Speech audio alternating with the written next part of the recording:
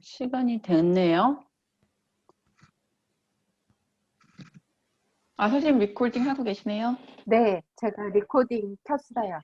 그러니까 신경 안 네, 쓰셔도 될 잘하셨어요. 것 같아요. 네, 알겠습니다. 네, 네, 선생님 문 열을까요? 네.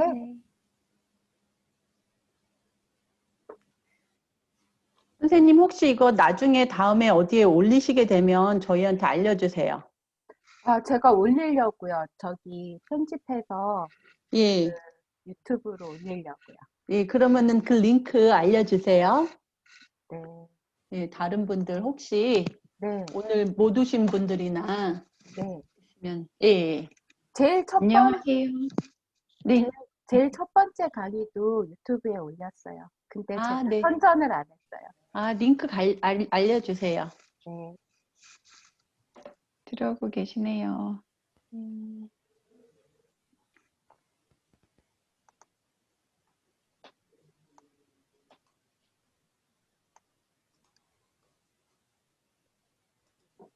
안녕하세요. 안녕하세요. 안녕하세요.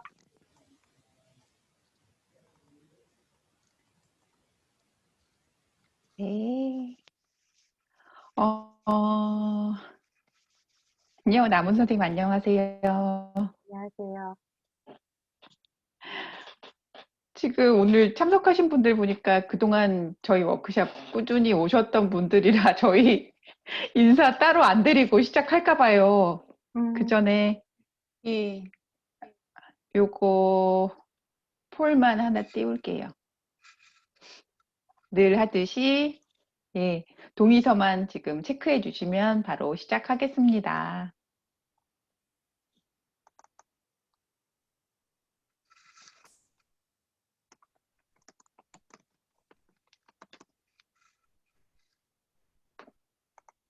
네, 다 된 것 같아요. 고맙습니다. 저희 김미경 선생님 모셨는데요. 또 이미 여름 전에 또 많이 오셨던 분들이라서 제가 김미경 선생님 소개 따로 안 하고 선생님이 직접 소개해 주시면 좋겠어요. 저희 건강 시리즈 이번 11월 달 동안 4번 할 건데요. 지금 첫 번째 갱년기거든요. 갱년기 이야기. 김미경 선생님, 시작해 주세요. 네, 안녕하세요. 오늘 갱년기에 대해서 이야기를 나눌 김희경입니다. 제가 40대 초반에 박사연구 때문에 이제 실험 연구를 할 때 저희 지도 교수님께서 대상자 선정할 때 여성의 경우에는 폐경기 전이냐 후냐를 반드시 구분해서 실험을 해야 한다고 얘기를 하시더라고요. 그렇지 않으면 아무리 좋은 주제라고 하더라도 연구로서의 가치를 인정받을 수 없다고. 그래서 세상에는 3가지 종류의 성별이 존재하는데 첫째는 여자, 남자, 그리고 폐경기 이후의 여자다. 이렇게 얘기를 하셨는데 그때가 제가 40대 초반이었었거든요. 그래서 그때는 그래도 내일 같지가 않아가지고 그냥 우스갯소리로 받아 넘기고 말았는데 제가 작년에 갑자기 이제 폐경이 되고 나면서 그때 이제 10년 전에 그 얘기가 생각이 나더라고요. 아무튼 이런 여자의 삶에서 갱년기는 절대 피할 수 없는 삶의 한 부분이고 또 여자의 경우에는 갱년기 건강관리가 노년의 건강하고 아주 밀접한 관련을 맺고 있기 때문에 이 강의 오늘 여러분들께 해드리는 강의가 여러분들에게 조금이라도 도움이 되기를 바라는 마음입니다. 이 강의는 뭐 특히 폐경을 앞두고 있는 분들한테 가장 도움이 되실 것 같긴 한데 그런 분들이나 또는 막 폐경을 맞이하신 분들 그렇지 않다 하더라도 갱년기에 관한 지식을 알고 계시는 것이 또 전반적인 삶에 대해서 이해를 높이고 또 건강 관리에 도움이 되는 거니까 조금은 도움이 되실 거라고 생각합니다. 제 소개를 드리자면은 저는 이제 한국에서는 같은 동네 같은 자리에서 약국을 20년 이상 운영했던 동네 약국 약사였고 또 처방전을 받지 않고 상담 위주로 약국을 운영하다 보니까 그런 생기는 궁금증들에 대해서 또는 저의 한계점들을 조금 더 극복하기 위해서 이런 공부들을 하다가 뭐 한의학사 자격도 따고 그다음에 의학 영양학으로 이제 박사학위도 받고 나중에 한번 강의를 할 홍채학 자격증도 있고 그리고 5년 전에 캐나다에 와서 여기 캐나다에 있는 컬리지 오브 내추로패시 메디슨이라는 학교에서 공부를 하고 작년에는 북미주 면허를 이제 올해는 온타리오주 면허를 따서 지금 내추로패시 닥터로 일을 하고 있습니다. 이게 사실 내추로패시 닥터라는 게 이게 보니까 한국 분들한테 되게 낯선 직업군이더라고요. 그래서 내추로패시 닥터는 간략하게 설명을 드리자면 제일 처음 제 강의를 들으셨던 분들은 좀 생각이 나실지는 모르겠지만 WHO에서 얘기를 하는 건강에 대한 개념이 단지 병이 없는 상태가 건강하다라고 보는 것이 아니라 그 신체적, 육체적, 그리고 정신적인 어떤 웰비잉에 관한 것이 건강이라는 개념이 있는데 내추로패시 닥터는 병도 마찬가지, 병들 치료하는 데도 도움을 드리려고 하지만 한편으로는 더 건강한 상태로 나아가는 데 도움을 주는, 그러니까 공부는 이제 의학 과정 공부를 다 하지만 처방이나 치료를 할 때는 자연요법을 통해서 치료요법들을 환자분들에게 소개해 드리는 일을 하고 있습니다. 그래서 오늘 이제 강의를 드릴 그 순서에 대해서 간략하게 설명을 하자면 저는 항상 언제나 그 정의로 강의를 시작하는 걸 굉장히 좋아하는데요. 그래서 갱년기에 대한 정의, 그 다음에 갱년기 증상들이 굉장히 많은데 그 갱년기의 증상들을 겪게 되는 이유 또는 호르몬 변화에 대해서 설명을 드리고 그렇다면은 과연 이런 갱년기 증상들을 완화시켜주는 어떤 도움이 되는 음식이나 대체요법들이 있는가. 그리고 병원에서 처방해주는 그런 호르몬 대체요법들이 있는데 내가 그 호르몬 대체요법을 할 것인가 말 것인가에 대해서 어떤 저의 연구와 생각들을 전해드리고 이제 마무리로 그냥 전체적으로 이렇게 강의를 다시 한번 서머리 해드리는 시간을 가지려고 합니다. 그리고 이제 강의에 들어가기 앞서서 미리 당부 말씀을 드리자면 이 강의는 여러분들의 이해를 돕고 도움을 드리기 위해서 만든 것이고 저의 개인적인 의견이나 연구가 들어가 있기 때문에 이 강의가 의학적인 진단이나 다른 어떤 의사들, 의학 전문가의 의견을 대체할 수는 없습니다. 그리고 이 강의는 다른 곳으로부터 지원을 받지 않고 제가 무료로 제공해 드리는 것이기 때문에 오늘 강의에서 혹시 어떤 제품명을 거론을 한다고 하더라도 저는 그 부분과 아무런 이해관계가 없고 가급적이면 특정 제품을 거론하지 않으려고 노력하겠지만 혹시 강의 흐름상이나 여러분들 질문에 의해서 특정 제품이 나온다고 하더라도 양해해 주시기 바랍니다. 그러면 이제 본격적으로 갱년기에 대한 정의를 알아보려고 하는데요. 갱년기라는 말을 영어로는 사실은 딱히 이렇게 전환할 수 있는 단어가 없는 것 같아요. 그 영어에서는 여기 미리암 웹스터 사전에서 보면은 그냥 메노포즈는 생리가 멈췄다라는 뜻밖에 없거든요. 메노라는 거는 먼슬리라는 그리스 말에서부터 왔고 포즈는 말 그대로 스탑, 그냥 멈춘다라는 뜻이어서 생리가 멈춘다라는 뜻의 뜻만 있고 우리말처럼 이 갱년기를 모두 통괄하는 단어는 그냥 페리메노포즈, 갱년기 직전, 메노포즈, 그 다음에 그러니까 폐경 직전, 그 다음에 폐경, 그다음에 폐경 후 이 모든 과정을 합치는 것이 갱년기로 생각을 하시면 될 것 같아요. 한국에서 이제 사전을 보면은 그냥 원어만 자체로는 남녀 모두 중년기에서 노년기로 넘어가는 신체적인, 내분비적인, 정신적인 변화를 얘기를 하는 건데 의학적인 관점에서는 갱년기는 남성의 경우를 제외하고 여성에게 있어서 생리를 기준으로 폐경되기 전후 기간을 나타내는 것이 이제 갱년기라고 얘기를 하게 되죠. 제가 사실은 이제 그러니까 한두 달 전에 캐네디언 친구가 하는 팟캐스트에 나가서도 갱년기에 대해서 한번 이야기를 한 적이 있었거든요. 이 부분을 가지고 제가 관심이 굉장히 많은 부분이어서 그래서 그때 그 강의 내에서 얘기를 했던 것이 동양과 서양은 갱년기에 대해서 받아들이는 것이 다른 것 같다. 왜냐하면 여러분들도 이미 아시겠지만 갱이라는 말이 다시갱, 그 다음에 년이라는 말이 해년.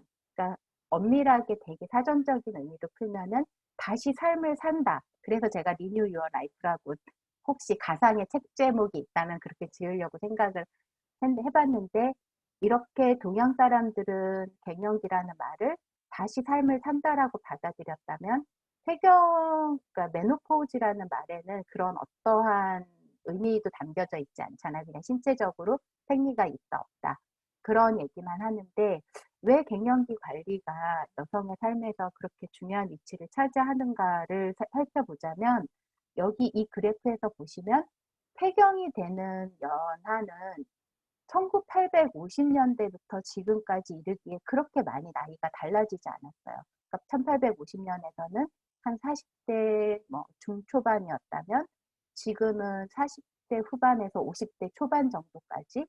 그런데 반면에 우리가 그 폐경 이후의 삶에 대해서는 삶의 평균 수명이 늘어나면서 굉장히 많이 늘어나게 된 거죠.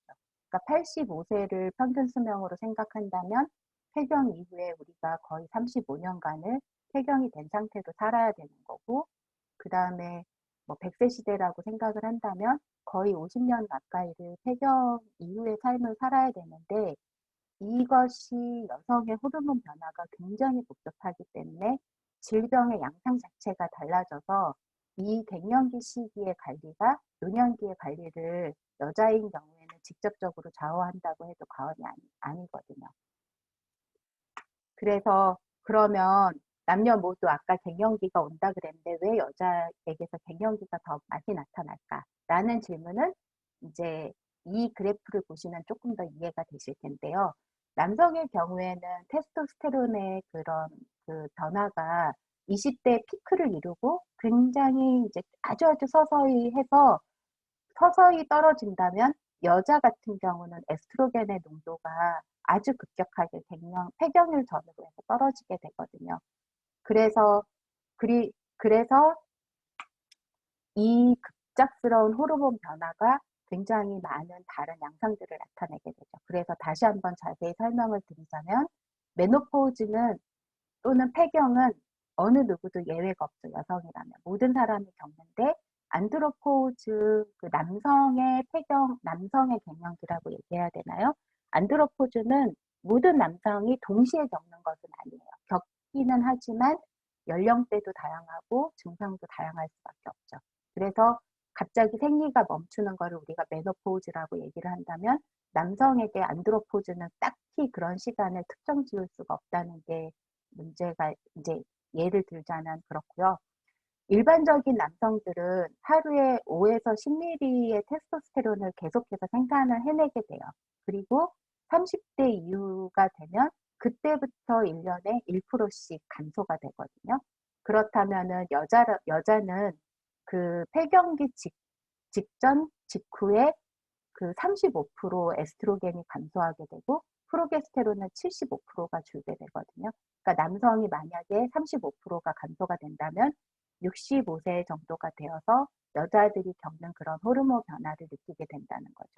이렇게 호르몬 변화가 급작스럽기 때문에 여자들이 그런 갱년기 증후군이라고 이름 붙이는 여러 가지 신체적인 변화를 느끼게 되는데 그 중에서 뭐 안면 홍조라든가 아니면 불면증, 뭐 그 식은땀 이런 것들은 거의 한 75%에서 80%의 여성들이 경험을 하게 되고 그 중에서 10명 중에서 4명은 의학적인 어떤 치료가 필요할 정도로 갱년기 증상을 심하게 느끼게 되죠. 그래서 이제 갱년기 증후군을 다시 한번 조금 더 증상에 대해서 설명을 드리자면 증후군이라는 말 자체가 어떤 병에 대한 어떤 증상 이렇게 딱 연결시킬 수가 있는 것이 아니라 어떤 그 시기에 나타나는 굉장히 많은 증상을 동시에 가지고 있을 때 우리가 신드롬이라는 말을 붙여서 증후군이라고 얘기하는데 대부분의 논문에서는 거의 한 34가지 증상이 있다고 얘기해요. 저는 어떤 논문에선 60가지로 보는 증상들이 이제 논문들도 봤는데 페리메노포즈라는 것은 우리가 이전에 이제 생리를 쭉 하다가 이제 다음 그림에서 다시 한번 제가 설명을 드릴 텐데 이전에서 생리를 계속 쭉 하다가 어느 순간 생리가 불규칙하게 되는 순간이 오게 되거든요.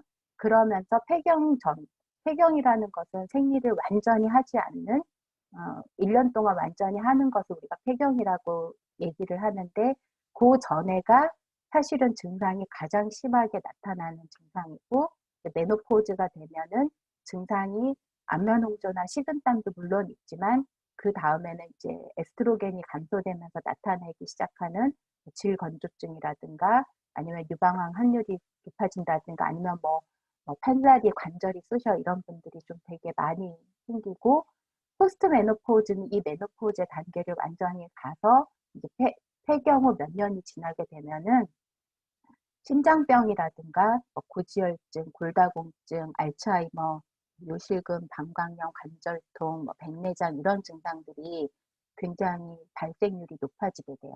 예를 들자면 폐경기 이전에 남성과 여성에서 심장병이나 고지혈증 이런 확률을 보면은 남성이 당연히 높거든요. 근데 65세가 넘어가면 심장병 발생 확률이 남성이나 여성이나 좀 비슷하게 되고 70세 가까이가 되면 여성이 조금 더 높아진다고 해요. 그리고 골다공증은 여러분들한테 말씀드리지 않아도 너무 잘 알고 있는 거고 알츠하이머 같은 경우도 그 여자들에 있어서 남자들보다 발생률이 2배 정도로 높거든요. 그게 왜 그런지는 다음 슬라이드에서 다시 한번 설명을 드리도록 하겠습니다. 그래서 이렇게 갱년기 증상을 일으키는 원인은 당연히 이때까지 말씀드린 것처럼 절대적으로 호르몬 분비가 감소하기 때문에 생기는 증상이긴 해서 보통 이제 컨벤셔널 메디슨에서는 이 호르몬 분비량을 이제 채워주기 위해서 처방을 하는 게 에스트로겐이나 또는 에스트로겐, 프로게스테론 혼합된 알약이나 패치나 크림 같은 거를 처방을 하게 되고 이제 최근에 펑셔널 메디슨을 하는 이제 그런 메디컬 닥터나 저희 같은 내추로패시 닥터는 호르몬의 그러니까 급격한 감소도 있지만 호르몬이 불균형하기 때문에 이 갱년기 증상들을 더 많이 경험한다라고 생각을 하게도 돼요. 그래서 이제 이 그림 보면 조금 이제 약간 그림이 너무 많아가지고 복잡하게 느끼실 수도 있는데 우리가 생리를 하는 기전을 아주 간략하게 설명을 드려야지 이 에스트로겐에 대해서 조금 더 이해를 하실 수가 있을 것 같아서 우리 몸에서 직접적으로 에스트로겐이나 프로게스테론을 분비하는 기관은 우리의 난소이고요. 그 외에도 꼭 난소뿐만 아니라 에스트로겐 같은 경우는 우리 몸의 부신이나 지방세포, 간, 뇌세포, 심장, 근육, 뼈, 피부 이런 모든 곳에서 그 국소적으로 그 필요한 부분의 에스트로겐을 생산을 하게 되거든요. 이렇게 난소에서 생성된 에스트로겐은 나 프로게스테론은 혈류를 타고 우리 몸 전체를 흐르면서 필요한 곳에다가 에스트로겐을 공급해주는 역할도 하고 이 국소적으로 만들어지는 것은 고기 필요한 것들을 이제 만들기도 하는데 이것이 만들어질 때는 우리가 뇌하수체에서 이제 성호르몬을 분비해라라고 신호를 보내면 우리의 시상 하부에서 FSH라는 게 그 폴리클러 스티뮬레이션 호르몬이라 해서 이런 그 난자를 이렇게 좀 성숙시키는 호르몬인데 그 FSH가 나오면 많아지면서 에스트로겐 분비를 촉진시키고 그 다음에 LH는 황체 호르몬이라는 것인데 LH가 나오면서 프로게스테론을 조금 더 많이 나오라고 시키게 되거든요. 그래서 에스트로겐 양이 적어지면 에스트로겐 양이 이렇게 많아지면 우리 몸에서 에스트로겐을 더 많이 만들 필요가 없으니까 FSH 빨간 선으로 된 건 이렇게 낮게 유지가 돼요. 그래서 갱년기를 병원에서 만약에 검사를 한다면 내가 정말 폐경이 됐는지 아닌지를 나는 꼭 의학적 진단을 받아야 되겠다. 얘기를 가서 검사를 하면은 혈액 중에 낮은 에스트로겐을 보이면서 FSH가 비정상적으로 높아져 있는 경우는 이제 폐경이 됐다라고 의학적으로도 이제 진단을 받는 건데 모든 사람이 이런 검사를 반드시 필요로 하는 것은 아니에요. 그냥 원래는 생리가 되게 규칙적이었다가 어느 순간 불규칙적이 되면서 완전히 끊어졌다. 그 완전히 끊어진 주기로부터 1년 동안 생리를 안 하면 이게 이제 갱년기라고 진단을 하는데 이런 혈액 진단 검사가 필요한 사람들은 내가 뭐 40대 초반인데 생리를 안 해. 뭐 그런 경우에는 이게 폐경인지 아니면 다른 몸에 문제가 있는 건지를 알아보기 위해서 이런 검사가 필요하다고 볼 수가 있겠죠. 그래서 이제 뭐 프로게스테론이라는 호르몬은 배란기 이후에 이제 배란이 되고 나면 난소에 난자를 키우던 이 곳에서 황체, 그러니까 노란색으로 변하는 요곳에서 프로게스테론이 분비가 되고 이거는 임신 초기에 이 자궁 내박에 되게 영양이 풍부한 상태를 유지하게 되는 거고 이제 그것이 난자가 임신이 안 되면은 이 풍부해졌던 영양 상태가 떨어지면서 생리가 일어나고 이게 이제 28일 주기로 나타나게 되는 건데 제가 이것을 왜 장황하게 설명을 해드리냐 하면은 이 그림에서 보시면 에스트로겐은 이제 아까도 말씀드렸듯이 몸에서 여러 군데에서 분비가 되기 때문에 그리고 외부에서 환경 호르몬으로도 우리가 에스트로겐이 많아지기 때문에 폐경이 돼서 35%가 뚝 떨어지기는 하지만 아예 에스트로겐이 완전히 바닥으로 내려가진 않지만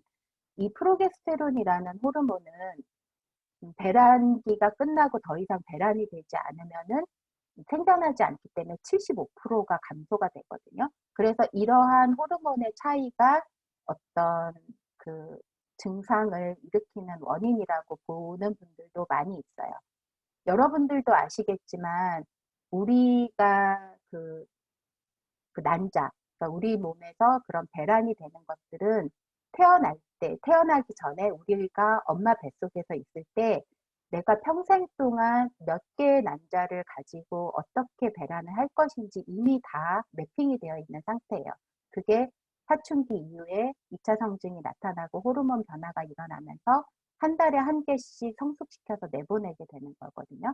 그래서 남자들은 사춘기 이후에 꾸준히 몸 안에서 그렇게 만들지만 여자들은 내가 엄마 뱃속에서 매핑되어 있었던 그 난자가 다 떨어지고 나면 더 이상 만들 수가 없게 되니까 이러한 변화가 일어나게 되는 거예요. 그래서 우리가 이제 아까 그래서 이제 그 설명을 드리고 에스트로겐이 그러면 분비가 됐을 때 내가 왜 어떤 변화가 일어나는가에 대한 설명은 제가 이제 그림으로 최대한 간단하게 설명을 드리려고는 했는데 에스트로겐 수용체가 있는 곳. 그러니까 수용체라는 말은 열쇠하고 자물쇠처럼 에스트로겐이 가서 문을 열어서 그 안에 있는 부분들을 촉진시키거나 도와주는 기능이 있는 장소를 얘기를 하는 건데 이 에스트로겐 수용체가 있는 부분들은 우리의 꼭 난소나 뭐 이런 뼈에만 있는 것이 아니라 뇌에도 있고 눈에도 있고 스킨, 간, 그 다음에 심장, 유방, 당연히 유방은 마찬가지고 그 다음에 우리 그런 방광이라든가 아니면 요도 그 다음에 근골격계 이런 부분에 다 있어요. 그래서 에스트로겐이 떨어지면은 쇼텀 메모리 로스가 되게 그러니까 건망증 같은 것도 더 많이 생기기도 하지만 우리가 느끼는 이런 그 불면이라든가 기분 변화, 우울증 이런 것들은 에스트로겐이 뇌를 보호하는 작용을 하지 못하기 때문에 생기는 거거든요. 유방은 이제 유방암 확률이 늘어나게 되고 눈 같은 경우도 망막단성이 오거나 아니면은 아까도 얘기했던 백내장의 확률이 올라간다든가 그 외에도 간에서는 에스트로겐 갱년기 이후에 중성지방이나 LDL 나쁜 콜레스테롤은 올라가고 좋은 콜레스테롤인 HDL은 저하하는 증상이 생기게 되고 흔하게 에스트로겐이 부족하면서 골다공증이나 이런 것들이 오는 것도 많이 이제 여러분들이 흔하게 알고 있는 증상일 거예요. 그래서 이 에스트로겐 수용체가 있기 때문에 우리가 이건 사족이긴 한데 유방암이 걸린 사람들이 만약에 이제 메타시스가 되면은 그 다음에 폐라든가 아니면은 뇌로 전이가 되는 게 이 에스트로겐이 수용체가 있기 때문에 그렇거든요. 이거는 아까 설명을 드렸고 그래서 이제 설명을 드렸다시피 실제로 에스트로겐 농도가 아주 낮은 노년기에는 안면 홍조라든가 아니면 이 나이트 스웨트 같은 거라든가 아니면 이런 굉장히 심하게 우리가 갱년기 증후군이라고 주로 얘기하는 증상들을 많이 겪지는 않아요. 왜냐하면 그거가 호르몬 불균형에 의한 것들이라고 지금 설명되어져 있기 때문에 이 빨간 부분에 있는 곳이 그런 증상들을 조금 더 심하게 느껴지는 곳인데 그 시작은 마지막으로 되게 규칙적으로 하는 생리 주기로부터 시작해서 생리가 완전히 없어졌던 생리가 이제 진짜 규칙적으로 하는 게 완전히 없어지는 요 시기까지가 가장 우리가 갱년기 증후군이라고 하는 그 증상들을 많이 앓게 되는 거죠. 이 시기 동안 배란이 되는 사람들도 있기 때문에 사실 생리가 불규칙하다고 하더라도 피임은 계속 하셔야 돼요. 우리가 가끔 뭐 쉰둥이 뭐 이런 얘기 우스갯소리도 많이 하는데 그런 경우가 이 시기에 피임을 안 해서 생기는 경우고 완전히 폐경이 일어나고 난 다음에는 에스트로겐이 부족해서 오는 뭐 질건조증이라든가 아니면 유방암 발생 확률이 높아지고 우울증 같은 게 높아진다면 이제 그 이후에 60세 이후가 되면은 골다공증이라든가 질병의 양상이 바뀌어서 심혈관계 질환이라든가 알츠하이머라든가 또는 이제 그 요도 같은 곳이 건조해져서 2차 감염이 쉽게 일어나서 방광염 같은 증상들도 많이 앓게 되죠. 이 그림은 이제 그 아까 말씀드렸던 왜 에스트로겐하고 프로게스테론이 이렇게 불균형할 때 이런 게 오냐 절대적인 양이 아니라 불균형해서 오는 양이 뭐 에스트로겐이 조금 비율적으로 많았을 때 주로 이제 이 두 개가 밸런스를 맞추면서 얘기를 하는데 이 밸런스가 안 맞을 때 프로게스테론이 혈압을 조절하는 성분이 있기 때문에 몸에서는 혈압이 상승하는 쪽으로 또는 혈관이 확장되는 쪽으로 그래서 우리가 암면 홍조가 일어나거나 열이 확 올라가거나 식은땀 나는 식으로 되는 거고 이 에스트로겐이 원래 자궁 내막을 증식하는 쪽인데 프로게스테론이 그거를 억제하는 쪽이라서 이 증상들이 이제 우리가 자궁암이라든가 유방암 함유를 높이는 작용 쪽으로 작용을 하게 된다는 거고 프로게스테론이 성욕을 조절하는 데 역할을 한다면 에스트로겐은 그거를 감소하는 쪽으로 그리고 프로게스테론이 항우울 작용이 있는데 에스트로겐이 상대적으로 많아지면 우울증이나 편두통 같은 것들이 더 늘어나게 되는 거죠. 그리고 이런 프로게스테론이 어느 정도 그 에스트로겐이 과다해서 생기는 여성형 암의 발생을 저하하는 역할을 해주는데 이 에스트로겐이 상대적으로 과다한 상태가 되면 유방암이나 자궁암 확률이 이제 높아지게 되는 거죠. 그래서 사실은 이 에스트로겐과 프로게스테론 이것도 이제 사족이긴 한데 에스트로겐과 프로제스테론 불균형이 일어나는 것은 꼭 갱년기 이후의 여성뿐만 아니라 우리가 생리를 하는 여성들한테서도 흔하게 일어나거든요. 왜냐하면은 아까 환경호르몬 이야기를 잠깐 말씀드렸는데 환경호르몬이라든가 아니면은 간 기능이 원활하지가 않다든가 이러면 에스트로겐이 조금 더 상대적으로 높은 작용이 있어서 그 생리전 증후군을 심하게 겪는다든지 아니면 생리통이 좀 많다든지 이런 사람들 또는 생리 때 내가 두통 같은 걸 되게 많이 겪는다든지 이런 사람들은 생리 전에 그러니까 폐경기가 아닌 여성이라 하더라도 에스트로겐 도미넌트 증상이라고 얘기해서 이런 호르몬 불균형 때문에 생기는 증상이라고 얘기하시는 분들이 많아요. 그 다음에 호르몬 불균형을 일으키는 이제 다른 원인에 대해서 이거는 설명을 드린데 되게 복잡해 보이시지만 제가 간단하게 설명을 하자면 우리가 알고 있는 테스토스테론, 그 다음에 에스트로겐, 프로게스테론, 그 다음에 스트레스에 대항하는 호르몬으로 알려져 있는 코르코이드, 그 다음에 미네랄을 조절해주는 알도스테론 이거는 모두 콜레스테롤이라는 한 엄마로부터 나와요. 그래서 이게 왜 중요하냐면 우리가 스트레스를 너무 많이 받으면 그 스트레스에 대응하기 위해서 우리 몸에서 코르티솔을 분비하게 되는데 그렇게 하다 보면 이 성호르몬이 분비가 제대로 안 되겠죠. 그래서 조기 폐경이 되는 사람들은 스트레스를 많이 받아서 이런 코르티솔 농도가 올라가서 오는 경우도 많고 물론 이런 중간에 보조적인 효소가 부족해서 오는 경우도 많지만 가장 많은 원인을 차지하는 것이 그렇게 되는 거죠. 그리고 이 콜레스테롤을 좋은 합성 콜레스테롤에 좋은 콜레스테롤을 합성하는 곳이 간 이거라고 말씀을 드렸잖아요. 그래서 간 기능이 안 좋은 사람들도 이 호르몬의 불균형이 올 수가 있어요. 여러분들이 가끔 보셨는지는 잘 모르겠는데 이제 남자인 경우에 뭐 술을 좀 많이 드시거나 아니면 이렇게 좀 비만해져 가지고 그런 분들, 지방간이 있는 분들은 가슴이 여성들처럼 약간 이렇게 부풀어져 있는 여성형 유방을 가지신 분들이 본 적이 있을 거예요. 그게 바로 이런 것 때문에 이런 사이클이 제대로 돌지가 않아서 그렇거든요. 그래서 이렇게 설명을 드리면, 아, 내가 증상이 갱년기 증후군은 다시 한번 정말 썸머리를 해드리면 절대적인 호르몬 분비가 떨어지는 경우가 있고, 그 다음에 에스트로겐과 프로게스테론의 비율이 안 맞아서 오는 경우도 있고, 그 다음에 우리가 이 에스트로겐이나 프로게스테론을 만드는 원료 자체에 문제가 있거나 그것을 만드는 장소에서 문제가 있어서 또는 스트레스가 너무 많아서 이런 증상들을 더 많이 겪는다고 생각하시면 됩니다.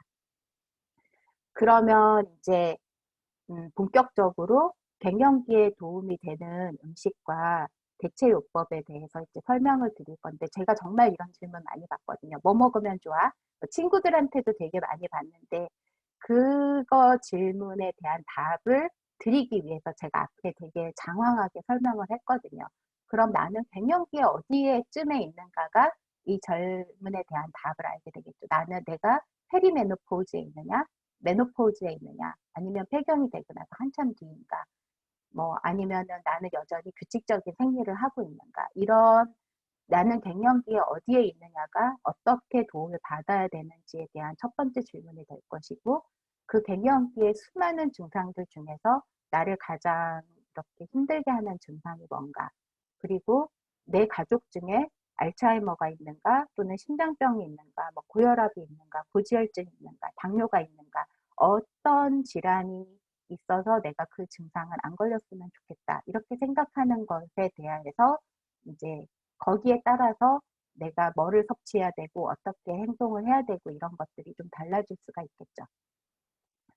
가장 많이 여성들을 괴롭히는 안면 홍조나 뭐 식은땀, 불면 이렇게 얘기를 하는 것을 영어로는 바소모토 신텀이라서 혈관과 관련돼 있는 증상이라고 얘기하는데 갱년기 여성의 거의 대부분은 이 증상을 가지고 있다고 생각하시면 됩니다. 그러니까 페리모노포즈라고 하는 폐경기 직전에 시작해서 이 증상이 한 7, 8년간 계속 유지가 되는 사람들도 있고 어떤 사람들은 이제 폐경기 이후에도 굉장히 오랫동안 이 증상이 지속적으로 남아있기도 하거든요.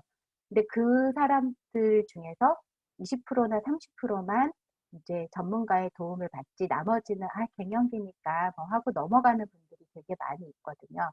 그래서 아무튼 혹시 내가 이 갱년기 증후군 중에서 안면 홍조나 식은땀이 있는 경우에는 의사들도 컨벤셔널 메디슨에서도 주로 권하는 거는 운동이나 이완요법 또는 생활 방법 이런 것들을 교정하는 쪽으로 더 많이 권유하게 돼요. 이 증상들이 생기는 이유는 되게 의사들이나 논문들마다 원인이 다른데 가장 그래도 합리적으로 얘기를 하는 것들은 원래 에스트로겐이 교감신경, 아까도 얘기했지만 이제 스트레스 받을 때 나오는 우리가 몸의 반응이 교감신경인데 교감신경이 과항진되면 뭐 가슴이 두근두근하고 뭐 얼굴이 달아오르고 뭐 약간 안절부절 못하고 이런 증상들이 있는데 에스트로겐이 이 교감신경을 약간 억제하는 효과가 있다고 해요. 그래서 이제 그리고 아까도 얘기했지만 뇌에도 에스트로겐 수용체가 있어서 뇌세포를 보호해주는 작용이 있는데 그것들이 부족해져서 이제 이런 뭐 안면 홍조가 나타났다는 이야기도 있고 아까도 다시 한번 설명을 드리면 프로게스테론하고 에스트로겐 비율이 안 맞아서 어쨌거나 오는 작용이 있다고 하는데 이완요법이 거기에 대해서 되게 많이 도움을 준다고 여러 가지 논문 중에서 이제 증명이 되거든요. 저 같은 경우는 제가 작년에 이제 그 학교 마지막 학년에 워킹 비자, 그러니까 워킹 그 작년에 제가 이제 학교를 다니면서 그 학생 비자를 워킹 비자로 바꾸는 과정 중에서 이게 빨리 뭐가 안 돼가지고 되게 스트레스를 많이 받았었거든요. 그러면서 전혀 생각지를 않았다가 갑자기 어느 순간 딱 폐경이 생리를 안 하고 그러면서 막 열감이 느껴지더라고요. 그래서 아 이제 폐경까지 됐구나 이 와중에 그러면서 좀 우울해졌는데 제가 그 뭐 낮에도 막 몇 번씩 열이 올랐다 떨어졌다 하는데 어느 날 아침에 이제 명상을 하다가 문득 든 생각이 나는 명상할 때는 한 번도 그렇게 열감이 느껴지는 증상이 없었네. 그러면서 '이 갱년기가 뭐지?' 하고 생각하는데 아까 이제 말씀드렸던 그 정의가 생각이 난 거예요. 아 옛날 사람들은 '인생을 다시 산다.'라는 의미에서 갱년기로 생각을 했는데 내가 그렇게 내가 뭔가 내 인생을 좀 다르게 사는 거라고 긍정적으로 받아들이면 어떨까? 이런 생각을 하고 그렇게 해서 증상이 한 번씩 나타날 때마다 '아 이거는 내 삶이 새로운 방식에 적응하기 위해서 내 몸이 반응하는 거야.' 이렇게 생각을 하니까 증상이 있을 때 되게 빨리 사라지더라고요. 그래서 거기 갱년기에 대해서 '아 정말 이거 너무 나쁜 거야. 안 좋은 거야.' 이렇게 생각하면 내 몸에 스트레스 반응을 더 유발을 하게 되니까 증상이 오히려 더 심하게 되는 것 같고 이제 이렇게 마음가짐도 이제 조금 다른 방식으로 받아들이는 게 도움이 되지만 직접적으로 이제 명상이나 요가라든가 CBT라는 거는 이제 전문가의 도움을 받아서 하는 어떤 명상요법 같은 건데 이런 것들이 갱년기 증상에 도움이 된다는 논문들은 굉장히 많이 있어요. 가장 대표적인 것이 안면홍조나 스트레스 완화하는 것뿐만 아니라 기억력을 향상하는 데도 도움이 되고 우울증이나 이제 불안증 같은 것을 완화하는 데도 도움이 되게 많이 되는 것 같아요. 제 경험으로는 저도 박사를 40대 초반에 하고 그다음에 여기 와서 전혀 영어 백그라운드가 없는 상태에서 학교를 4년 동안 다니고 이랬던 것들도 이런 도움에 이런 도움을 좀 받았던 것 같고 그런 갱년기 증상 외에도 통증을 완화한다든지 혈압을 조절한다든지 불면증을 조절한다든지 이런 데에 어떤 연구 결과가 되게 많이 나와 있어요. 그러니까 명상이 되게 어렵고 복잡한 게 아니라 그러니까 뭐 여러 가지 뭐 요가도 그렇고 태극권 뭐 그런 극선도 이런 것들도 명상이나 요가의 그러니까 이완요법의 일부분이기도 한데 종교가 있으신 분들이라면 뭐 예를 들어서 기독교인 분들은 찬송을 부린다든지 아니면은 불교인 분들은 연부를 한다든지 또는 뭐 통성기도를 한다든지 그도 저도 없다면 노래를 부르는 것도 사실은 이런 이완요법 중에 하나거든요. 어, 그 베이거스 너브라는 뇌신경의 일부분이 있는데 그게 소화를 촉진시켜주고 그다음에 우리 몸의 이제 긴장을 완화시켜주는 부교감 신경을 조절해주는 성분 중에 하나인데 그 성분들이 어, 이렇게 우리가 그 기관지 그 베이거스 너브가 지나가는 곳이 우리의 기관지 D를 통해서 심장을 한번 싸고 위로 내려가고 장으로 갔다가 다시 올라가거든요. 그래서 우리가 노래를 부르거나 아니면 그렇게 챈팅을 하거나 그러면 그 부분을 자극을 해서 소화도 잘 되고 이완이 되고 이렇다는 실질 논문도 있어요. 제가 우스갯소리로 하는 게 아니라. 뭐 나쁜 얘기만 아니라면 여러분들끼리 모여서 수다를 떠는 것도 그런데 도움이 좀 될 수도 있겠죠.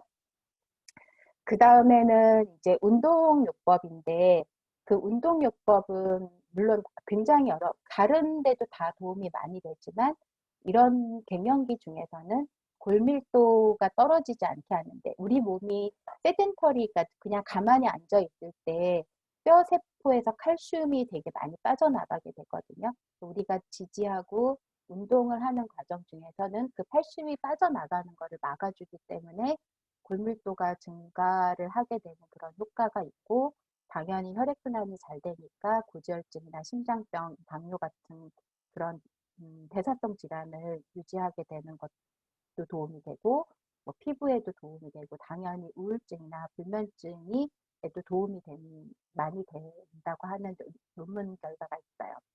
그러면 이런 갱년기에 도움이 되는 운동은 뭐냐? 제일 간단하게는 30분씩 그냥 일주일에 한 4번 정도 걸어주는 거, 수영을 좋아하는 분들은 수영을 하는 것도 도움이 되고, 가벼운 그런 자전거 타기나 에어로빅 같은 것들도 도움이 되는데, 너무 과하게 웨이트 트레이닝을 한다든가, 너무 이렇게 빠르게 뛰기 같은 것들은 그렇게 갱년기에 도움이 되지 않는 운동으로 나와 있어요.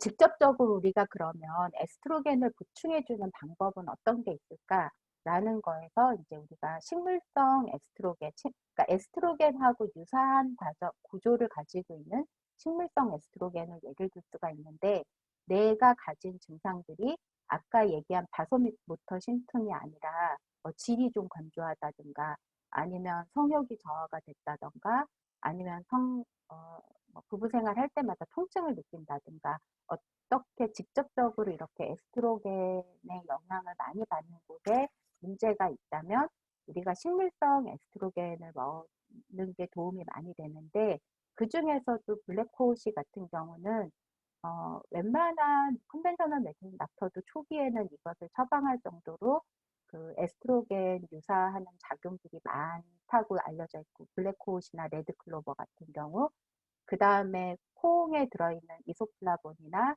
아마시 성분에 들어있는 아미그람이나 당귀 또는 세이지 같은 이런 거에 들어있는 파이토 에스트로겐 같은 경우는 에스트로겐, 우리 몸에서 과도한 그러니까 에스트로겐이 많으면 그거를 약간 낮추어주는 식으로, 에스트로겐이 조금 모자라면 그거를 보충하는 식으로 조금 더 작용을 많이 하게 돼요.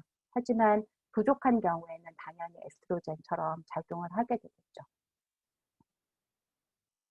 근데 프로게스테론을 함유한 음식이나 그런 생약이 있는가? 안타깝게도 프로게스테론은 우리 몸에서 이제 그 배란을 시키고 난 상체에서 주로 많이 생기는 것이다 보니까, 자연 중에서는 그 프로게스테론과 유사한 물질이 그렇게 많지는 않고, 있다고 하더라도 사실 조금 흡수율이 되게 낮은 편에 속해요. 그 중에서 가장 대표적인 게 와일드얌인데, 와일드얌은 이제 서양 참마여가지고 고구마과, 그러니까 막과이긴 하지만 약간 일반적인 고구마하고는 틀린데, 그 와일드얌이 그래도 프로게스테론 함량이 가장 높다고 이제 증명이 되어 있고, 그래서 이제 여러분들이 인터넷에서 프로게스테론 크림 이렇게 찾으면 와일드얌에서 추출한 프로게스테론들이 많이 나와 있고요.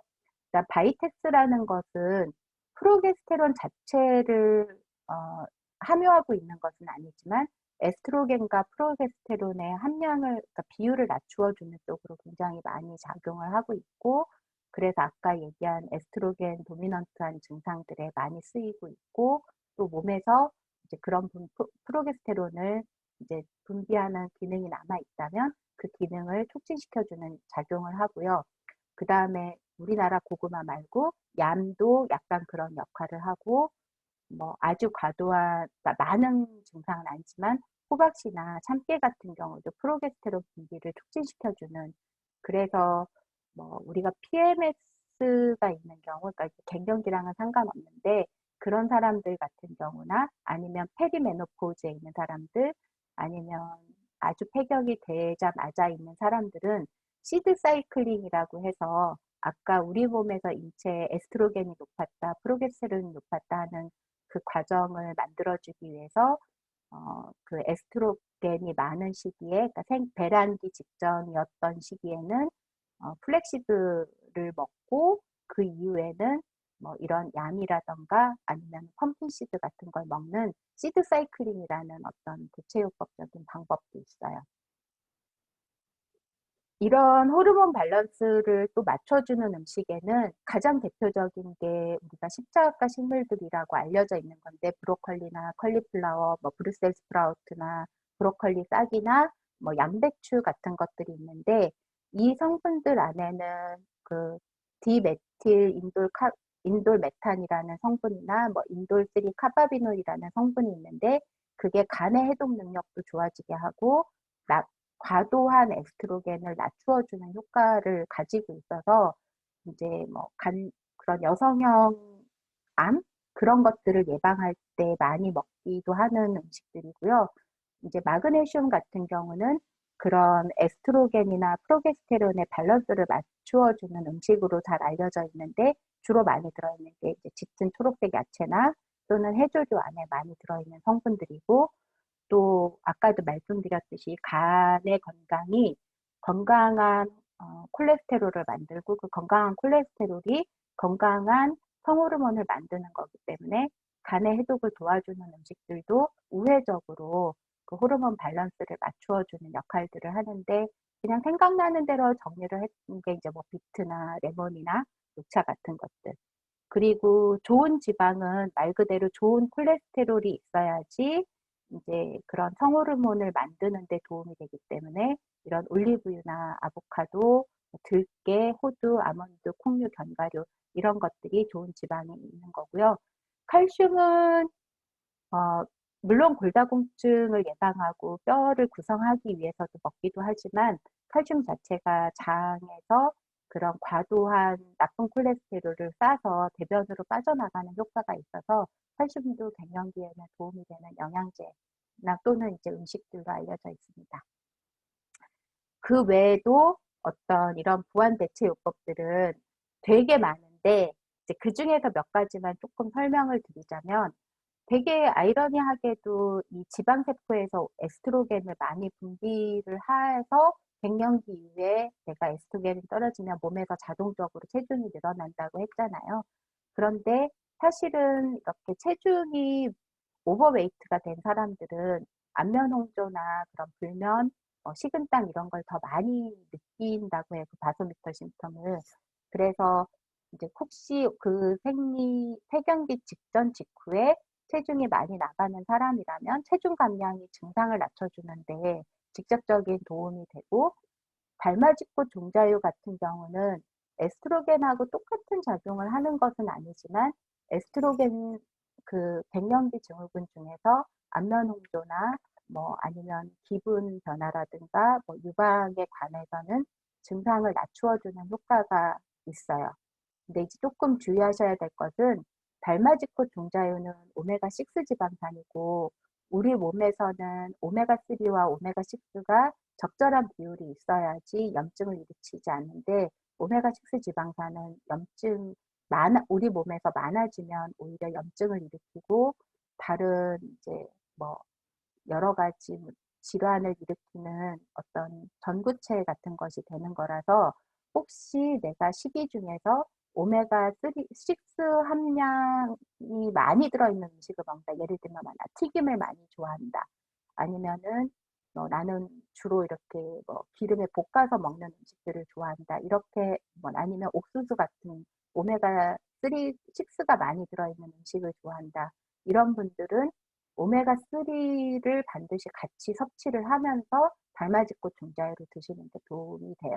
그러니까 아까 그 플렉시드라는 것은 그러니까 식물성 중에서 오메가3하고 유사한 작용을 가지고 있고 또 이렇게 오메가9이라는 성분들도 들어있어서 달맞이꽃 종자유하고 같이 드시면 좀 궁합을 이루는 데 도움이 돼요. 그 다음에 이제 아로마 같은 경우는 한간에는 이제 저는 이제 옛날에 아로마 공부도 꽤 좀 오래 했었는데 아로마는 이제 보통 사람들은 이거를 그냥 향기가 좋은 것 이렇게 할 수도 있는데 실제로 에센셜 오일이라는 것은 식물에서 호르몬 같은 거거든요. 식물인데 그 안에서 오일만 추출을 하는 거잖아요. 그래서 아로마 같은 경우도 굉장히 효과가 돼요. 특히 이제 로즈는 여성 호르몬하고 굉장히 유사한 영에서 무지무지 비싸요. 로즈 오일 같은 경우는. 그래서 갱년기 증후군에 물론 이제 조금씩 섞어서 크림이나 에센스에 섞어서 얼굴에 바르면 그런 주름을 예방하거나 피부 노화를 방지하는 데도 도움을 주기 때문에 그렇게 많이 쓰는 분들도 있지만 실제로 갱년기 증상을 완화하는 데도 도움이 되게 많이 되고요. 일랑일랑 같은 에센셜 오일은 향도 되게 좋은데 이거는 우리 우리가 약간 리비도를 좋아지게 하는 거, 이게 남녀 공이 리비도를 좋아지게 하는데 도움이 많이 되고, 프랑킨센스나 라벤더 같은 성분들은 뭐 아까도 말씀드렸다시피 불안증, 불면증, 그 다음에 이런 데 도움이 많이 되고, 세이지라는 것은 그 보타니컬 알약으로 드실 때는 안면홍조나 뭐 이렇게 다음에 식은땀 나는 거 이런 것들을 완화하는 데 도움이 되고, 이렇게 에센셜 오일로 우리가 바를 때는 뭐 긴장 완화에 도움도 있지만, 혹시 이제 마사지 크림 같은 걸 만들어서 바를 때는 이상적으로 부종이 생기는 경우, 또는 이제 소변이 좀 개운하지 않은 경우에 도움이 좀 많이 돼요. 그다음에 이제 차크라 뮤직은 제가 이제 이런저런 거에 좀 관심이 많아서 그런데, 차크라 뮤직 같은 경우는 뭐 요가를 해보셨던 분들은 우리 몸에서 뭐 7차크라가 있다, 뭐 이런 얘기를 들어보셔서 아시겠지만, 그 루트 차크라가 우리의 생식기를 포함하는 곳이잖아요, 루트 차크라. 그런데 음악을 듣는 게 왜 효과가 있느냐 하면은, 그러니까 뭐 사람에 따라서는 효과가 물론 없을 수도 있지만, 아까도 말씀드렸듯이 우리가 직접적으로 호르몬을 생산해내는 기관은 우리가 난소라든가 신체 그런 어떤 다른 조직들이나 장기들이지만, 그 에스트로겐이나 프로게스테론을 분비해내라고 신호를 주는 것은 우리의 뇌의 뇌하수체나 시상하부 쪽이거든요. 그래서 이렇게 뇌를 직접 자극하는 것들을 하는 것, 뭐 AMSR도 비슷한 종류의 그런 개념인데, 그런 것들은 도움이 되고, 아큐펑처는 한의학에서는 물론 여성 장기를 도와주게 하는 그런 쪽으로 생각하지만, 이런 대체약 쪽에서는 에너지 테라피라 그래서 전체적으로 우리 몸의 순환이나 에너지나 이런 데를 밸런스를 맞춰주는 쪽으로도 많이 하고, 뭐 물론 한약 중에서도 갱년기 증상에 따르는 성분들이 있고, 보타니컬 플루미나나 허벌티 같은 것들은 있는데, 이런 부분들은 제가 다음 단위에서 그 허벌티에 대해서 설명을 드릴 때 이제 조금 더 구체적으로 각각의 티가 어떤 작용을 하는지 설명을 드릴 수 있는 시간이 있을 거라고 생각이 들어요. 그 다음에 항우울제 같은 경우는 뭐 이거는 이제 컨벤셔널 메디슨 닥터들도 혹시라도 안면홍조가 일반적으로 에스트로겐을 처방을 했는데도 안면홍조가 안 나아지는 경우는 컨벤셔널 닥터에서는 그러니까 항우울제를 되게 처방을 많이 하거든요. 이런 영양제 쪽에서도 5-HTP나 이렇게 세로토닌을 촉진을 시켜주는 항우울에 도움이 되는 영양제를 처방하기도 하는데, 그거는 이제 내가 증상이 혹시라도 그 일반적인 이런 호르몬 대체요법이나 유사 호르몬 제제를 먹었을 때 안면 홍조가 낮지 않는다면, 그 뇌에서 어떤 신호 전달하는 체계가 부족해져서 생기는 문제이기 때문에 이제 그런 처방들을 하기도 하고, 그 다음에 내가 이제 단지 뭐 부부 생활을 할 때 너무 건조해서 불편한 증상만 있다. 그렇다면은 우리가 이제 윤활제 같은 거를 쓸 수 있는 방법들도 있겠죠. 에스트로겐이나 식물성 프로게스테론 크림 같은 경우는 시중에 상품으로 나와 있긴 한데, 여기에 대해서는 찬반의 여지가 되게 많은 것 같아요. 아까도 말씀드렸듯이 식물성 프로게스테론 크림은 그 와일드암에서 추출한 성분을 가지고 만드는 거고, 에스트로겐 크림은 바이오 아이덴티컬 뭐 호르몬이라 그래서 천연 유사 호르몬 제제를 이제 쓰는 건데, 어, 의사들마다 논문들마다 얘기가 다른 것 같아요. 그런데 아주 초기에 내가 그런 어떤 여성성이나 이런 것들을 조금 더 유지하고 싶다면 쓰시는 것도 나쁘지는 않은 것 같아요. 하지만 반드시 이게 어떤 호르몬 관련 질환의 암들이나 질환들을 악화시킬 수가 있기 때문에, 이런 부분들을 사용하고자 할 때는 조금 더 의사 선생님들이나 전문가들하고 상의를 해보시는 게 도움이 될 거라고 생각이 들어요. 그러면 갱년기 증후군을 악화시키는 건 그럼 뭐가 있을까? 당연히 뭐 열감이 있을 때 맵거나 뜨거운 음식들 같은 건 도움이 안 될 거고, 알코올도 마찬가지고, 흡연 같은 경우는 폐경이 되는 시간을 2년 정도 앞당긴다라는 게 논문으로 이제 나와 있고요. 물론 당연히 이제 다른 질환에도 도움이 안 되지만 설탕이나 과도한 트랜스팻 같은 것들도 이제 체중을 나쁜 방향으로 염증 반응을 일으키는 방향으로 일어나서 도움이 안 되고 스트레스가 왜 안 좋은지는 아까 제가 설명을 드렸기 때문에 더 이상 설명을 드리진 않고 탈수 같은 경우도 우리가 이제 물을 규칙적으로 드시지 않는 분들은 내가 탈수가 됐는지 안 됐는지 모르거든요. 하지만 물을 하루에 2리터 이상 충분히 먹어주지 않는 경우에는 열감이나 이런 것들을 더 많이 느끼실 수가 있어요. 커피는 그야말로 사람들마다 되게 얘기가 틀려요. 학교에서도 커피를 좋아하시는 교수님들은 커피의 좋은 점만 얘기하시고 또 뭐 좋아하시지 않는 분들은 나쁜 점만 얘기하는데 일단은 커피가 몸 안에서 돼서 완전히 빠져나가는 데는 사람에 따라서 6시간에서 12시간이 걸린다고 하거든요. 그러니까 낮에 낮 12시 이전에 드셔야지 밤에 주무시는데 지장이 없으시겠죠? 그러면 이제 조금 약간 예민한 문제인 그럼 나는 호르몬 대체요법을 할 것인가 말 것인가 라는 것에 대한 이야기인데 처음에도 말씀드렸듯이 이제 호르몬 대체요법제는 종류가 되게 많이 있어요. 그래서 에스트로겐하고 프로게스테론이 같이 있는 그런 것도 있고 에스트로겐만 주는 경우도 있고 그런 제형도 패치도 있고 뭐 먹는 알약도 있고 크림도 있는데 붙이거나 바르는 경우에는 여성형 암을 그 발생시키는 률이 좀 적다고 해요. 당연히 먹는 알약은 우리가 몸 안에 들어가서 혈류를 타고 전체를 다 도는 거니까 그렇게 부작용이 조금 더 많을 수가 있고 이런 패치류로 된 거는 그런 부작용이 좀 줄어들기도 한다고 하는데 그럼 나는 이거를 할 것인가 말 것인가 저는 일단 하지 말아야 되는 분들부터 먼저 설명을 드리고 싶어요. 꼭 하지 말아야 되는 분들은 당연히 여성형 암이 가족력이 있으신 분들, 뭐 유방암이나 자궁암, 난소암 이런 암에 가족력이 있는 분들은 당연히 하시지 말아야 되고 에스트로겐이 그러니까 과다해지면, 그러니까 에스트로겐이 과다하게 우리가 비율이 안 맞아지면은 그런 관상동맥 질환이나 혈전증, 뇌졸중 이런 것들을 일으키는 경우가 많아지기 때문에 그런 분들 하시지 말아야 되고 여자분들이 남자들보다 간이 조금 더 취약하거든요. 그래서 간 질환이 있거나 아니면은 담석증도 여자가 남자보다 더 많이 알아요. 담석증이 있거나 담도 질환이 있었던 분들 그런 분들은 호르몬 대체요법을 고려하는 데서 조금 생각을 해보셔야 될 것 같아요. 그래서 내가 호르몬 대체요법을 그럼 언제 시작을 해야 될 것인가?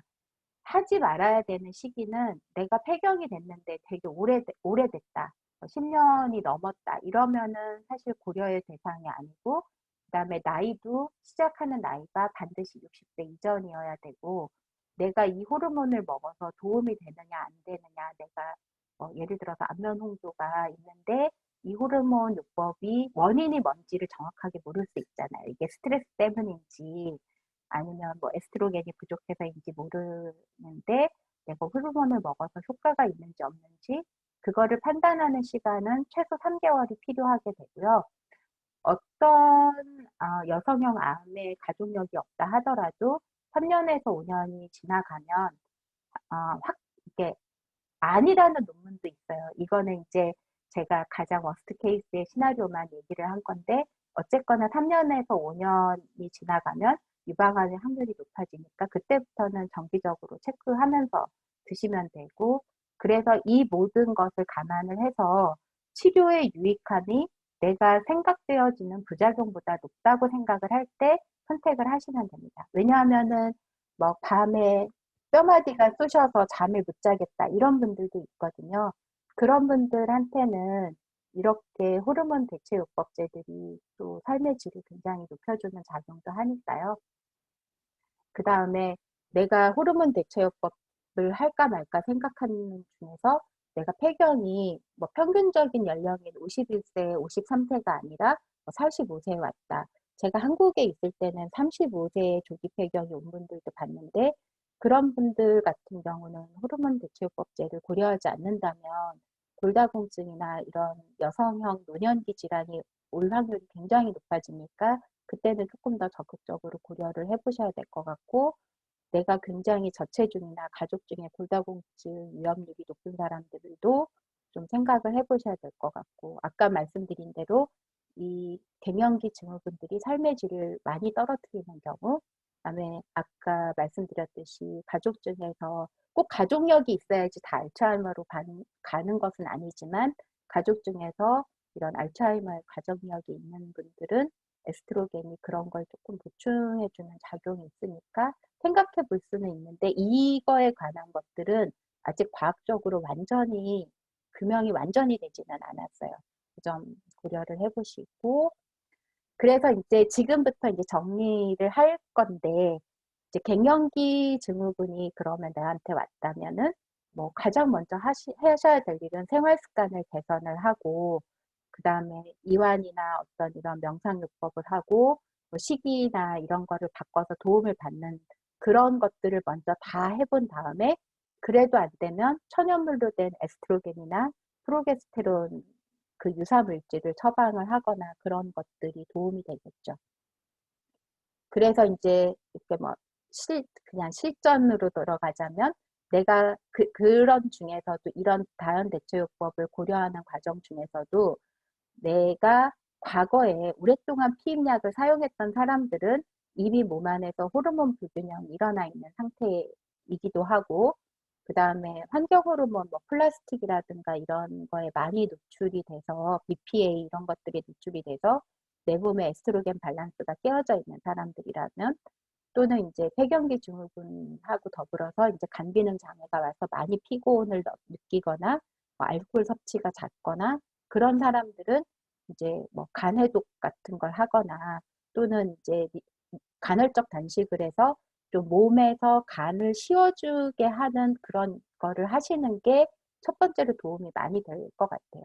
그러니까 이제 제 환자 중에서, 그러니까 폐경기 여성은 아닌데 그 PMS를 되게 심하게 앓았던 여자분이 있었는데, 그 사람 같은 경우는 다른 이제 뭐 술도 좀 자주 먹고 그랬는데, 딱 뭐 레몬 워터하고 그다음에 플렉시드만 먹게 했는데 생리전 증후군이 한두 달 만에 완전히 없어졌다고 하더라고. 생리도 되게 규칙적으로 되고. 또 반면에 이제 조금 우려하셔야 될 것들은, 내가 우리 몸 안에 어떤 독소가 어떻게 쌓여 있는지를 모르기 때문에 이 간 해독을 하는 과정 중에서 사람에 따라서는 더 피곤하거나 또는 더 불유쾌한 증상들이 많이 일어나는 분들이 있어요. 그런 분들은 독소를 배출하는 그런 과정이 우리가 소변이나 아니면 땀이나 아니면 대변이나 그런 것들로 나가는 거기 때문에, 어, 뭐 반신욕을 한다든지 물을 좀 더 많이 드신다든지 섬유소를 더 많이 드신다든지 이런 것들이 조금 더 그런 불유쾌한 증상들을 예방하는 데 도움이 될 것 같아요. 그래서 되게 장황하게 설명을 드렸는데, 그러면 나는 이제 뭐를 먼저 하면 좋을까? 혹시 여러분이 폐경기가 완전히 된 상태가 아니라 내가 생리가 지금 불규칙해지기 시작하고 있다. 그래서 나는 가능하면 이 폐경기 증상을 덜을 느끼고 싶고 완전히 생리가 끊어지는 폐경기를 좀 늦추어주고 싶다라고 생각하시는 분들은, 아까도 말씀드렸듯이 그런 식자ዋ과 야채들을 좀 하루에 꾸준히 드시는 것, 그 다음에 레몬워터, 그러니까 신맛이 간을 좋아지게 하는 것도 있고요. 그 다음에 레몬 안에 들어있는 레모넨이라는 성분이 간에서 에너지 대사 같은 걸 활발하게 해서 독소를 제거하는 효과가 있는데, 레몬워터 같은 거를 좀 먹어주고, 하루에 물을 최소한 2리터 이상은 먹어서 독소가 몸 안에서 잘 빠져나갈 수 있게 간 기능을 원활하게 도와줄 수 있게 해주는 거. 그 다음에 미리부터 이미 이제 뭐 폐경기가 오고 이미 암노 농도가 느끼기 전에 미리 이렇게 조금씩 걸어주거나 이완요법 하는 거를 이제 시작을 하실 수가 있는데, 만약에 이미 내가 어떤 증상을 조금 느끼기 시작한다면 운동을 하실 때 가급적이면 추운 날이라고 하더라도 옷을 두껍게 입는 것이 아니라 가볍게 여러 겹으로 입어서 내가 덥다고 느낄 때 이렇게 체온 조절을 좀 바깥에서 도와주실 수 있게 하는 것이 좀 도움이 될 것 같아요. 그 다음에 플렉시드 같은 경우는 이건 좀 얘기를 할까 말까 고민했는데 저는 플렉시드에 대해서 알러지가 있어서 사실 저는 못 먹거든요. 근데 이제 플렉시드에 알러지 있는 사람들은 굉장히 인구 비율적으로 드물어서 모든 사람들한테 드물어서 이거 저 같은 사람만 10만 명에 한 명 정도 있을까 말까인데 어쨌거나 내가 PMS를 앓고 있거나 아니면은 내가 폐경지기 직전이라든가 이런 사람들 또는 이제 내가 술을 과거에 좀 먹었다든가 이런 사람들 같은 경우는 플렉시드를 하루에 2스푼 정도를 충분한 양의 물과 함께 드시는 것도 도움이 돼요. 그런데 플렉시드는 에스트로겐 유사 성분을 위해서 먹는다면 반드시 갈아서 먹는 것이 도움이 되고 빨리 상하니까 갈은 것을 냉동실에 보관해 놓고 열흘 이내에 다 드시도록 하시는 게 도움이 되고 아까도 말씀드렸듯이 탄수화물 양의 섭취를 줄이고 좋은 기름, 그러니까 식물성 기름으로 차 들깨라든가 이런 거 섭취를 늘리면서 최소한 12시간 이상의 공복을 지키는 것도 오늘부터 할 수 있는 일이라고 생각합니다. 명상을 위한 팁은 다른 곳에서 여러 군데로 나와 있는데 가장 그냥 간단하게 설명을 드리자면 너무 처음부터만 20분씩 이렇게 하시려고 하는 건 항상 실패를 유발하니까 그냥 시작은 되게 짧은 시간 동안 하시는 게 도움이 될 것 같아요. 이상 그냥 제가 갱년기에 대해서 전반적인 어떤 호르몬의 변화나 증상, 대처법에 대해서 설명을 드렸는데 혹시라도 이제 강의를 들으시다가 질문이 있으셨던 분들은 질문을 받겠습니다. 여보세요? 네, 선생님. 네. 어, 질문에 대해서 들깨 대신 참깨는 효과가 없나요? 얘기를 하셨는데요. 들깨는 오메가3가 조금 더 많이 있어요. 그래서 좋은 어떤 콜레스테롤을 제공하는 데 도움이 되고요. 참깨는 아까도 얘기했지만 프로게스테론을 조금 더 촉진하는데 도움이 되는 성분이라서 그 시기에 드실 분들은 도움이 되실 것 같아요.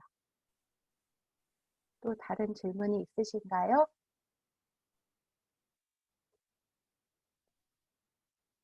선생님, 지금 들깨 참깨 얘기하셨는데, 기름을 말씀하시는 거예요? 아니면은, 직접적으로 우리가 그쵸. 만약에 기름으로 드신다면은, 네. 기름으로 드신다면은 오메가3 좋은 콜레스테롤을 유지하는 데 도움이 되는 거고요. 그런 경우는 이렇게 생들기름이라 그래서 우리가 이렇게 열을 가하지 않고 하는 경우에 도움이 되는 거고, 그 다음에 이렇게 시드 사이클링을 하는 경우는 그냥 플렉시드처럼 갈아서 먹는 경우를 얘기를 하는 거예요. 네. 또 다른 질문이 있으신가요?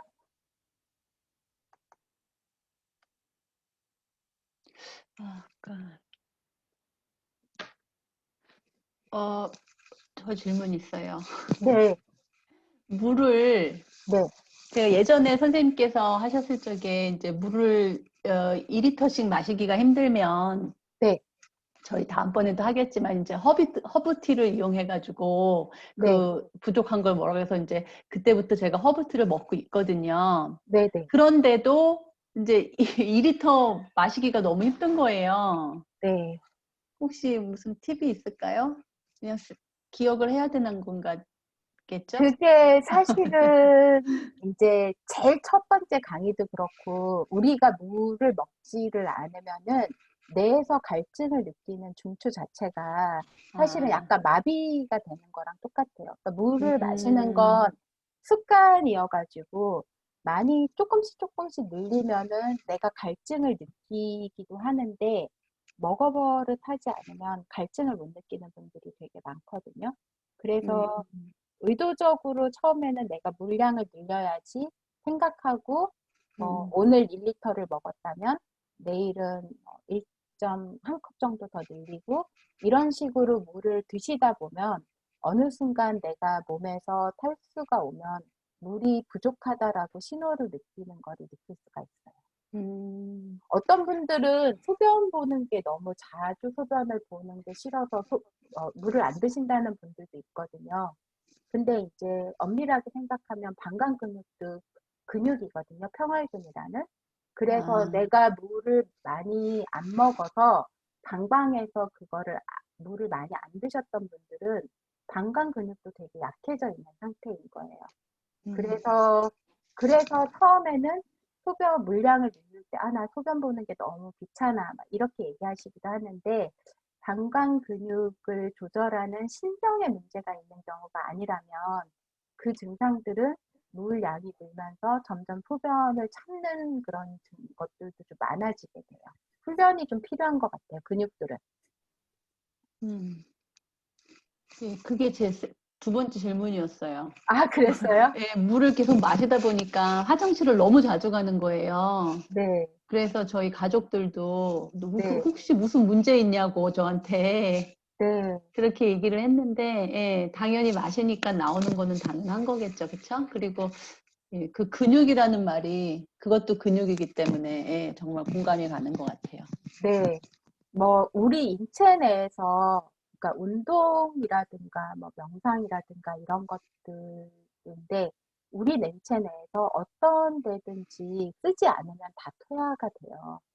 그래서, 뇌 같은 경우도 우리가 뭔가 자꾸 쓰려고 하면은 기능을 유지하거나 더 발달하게 되는데, 쓰지 않고 두면은 다시 퇴화를 하게 되는 거거든요. 근육도 마찬가지고, 우리가 웨이트 같은 거, 저는 옛날에 제가 한국에서 환자들, 다이어트 하는 환자들 되게 많이 오고, 운동 얘기하고 그럴 때, 이제 스포츠, 태릉 선수촌 있는 데 가서 강의를 해주고, 이제 거기 선수들도 관리를 좀 해줬었는데, 그 선수들이 가장 많이 얘기하는 게, 운동을 2, 3일만 쉬어도 기록이 안 나온다는 거예요. 저보고 이제 무슨 좋은 영양제가 있냐, 운동 좀 며칠 쉬어도 그 기능을, 근데 그렇지 않거든요. 근육은 전부 다 내가 쓰는 만큼 발달하는 거기 때문에, 예, 훈련하지 않으면 어떤 기능이든지 다 퇴화를 해요. 그거를 대체할 수 있는 약은 없는 것 같아요. 네.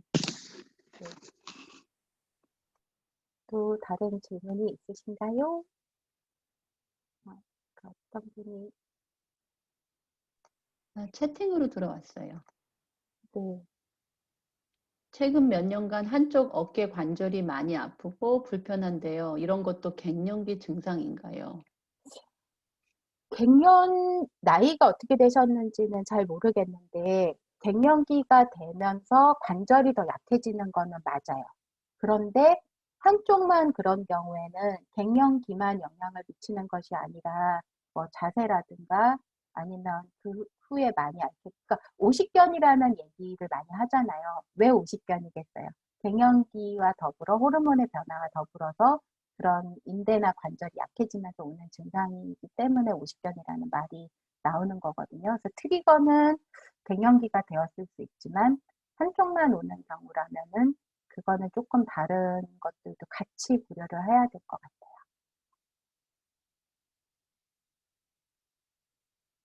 또 다른 질문이 있으신가요?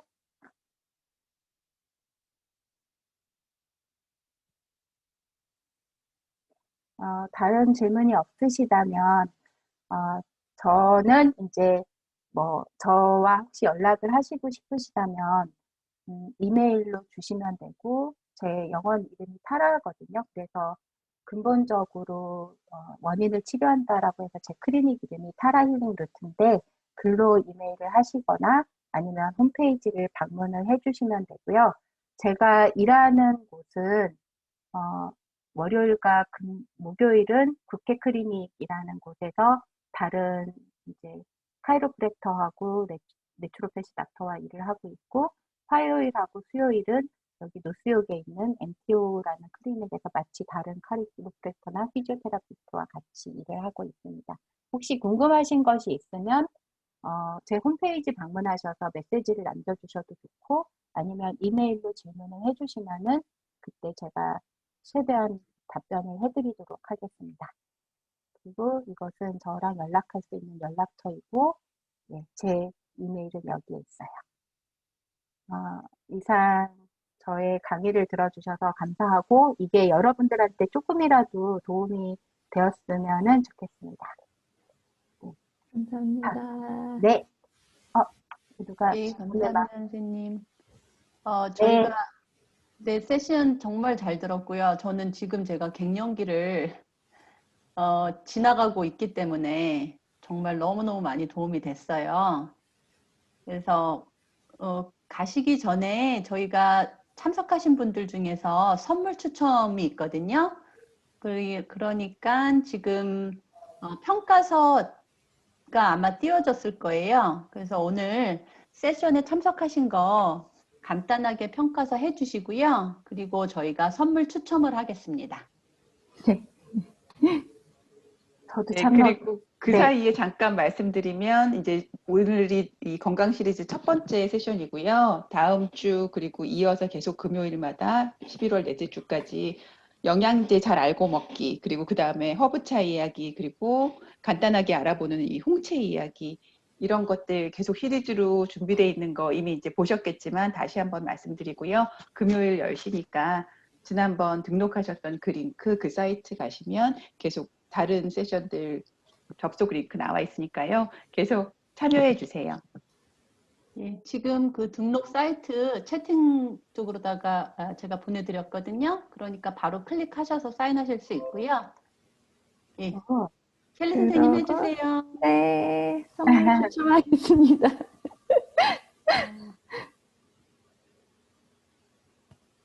오, 우와, 이거 너무, 오, 와우. 와, 축하드려요. 축하드립니다. 네. 선물은 이메일로 보내드리겠습니다. 오늘 김미경 선생님 너무너무 정말 감사드리고요. 네, 다시 한번 말씀드리지만 선생님 귀한 시간 내셔서 강의뿐만이 아니라 이 강의 슬라이드랑 이런 것들 준비하시느라고 정말 시간도 많이 쓰시고 애도 많이 쓰시고 하시고 계시거든요. 엄청 바쁘신 와중에도 그래서 늘 그렇듯이 정말 감사드립니다. 저도 저하고 당면이 된 문제여서 제가 그런 갱년기 되고 나서 그런 생각을 했거든요. 제가 갑자기 받았다 그랬잖아요. 갑자기 왔다고. 그래서 네. 제가 갑자기 당해서 사실은 1년 사이에 갑자기 건강이 많이 나빠졌었던 적이 있었거든요. 작년에 그 학교 졸업하고 막 면허 시험 준비하는 과정에.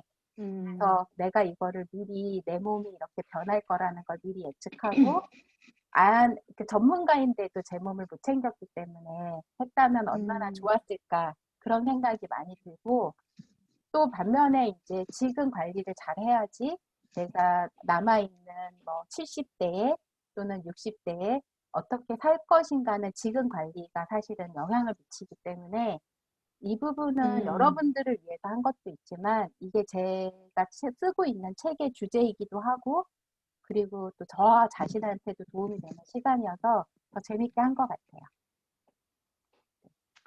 네, 정말 아주 많이 감사드리고요. 참석해 주신 분들도 감사합니다.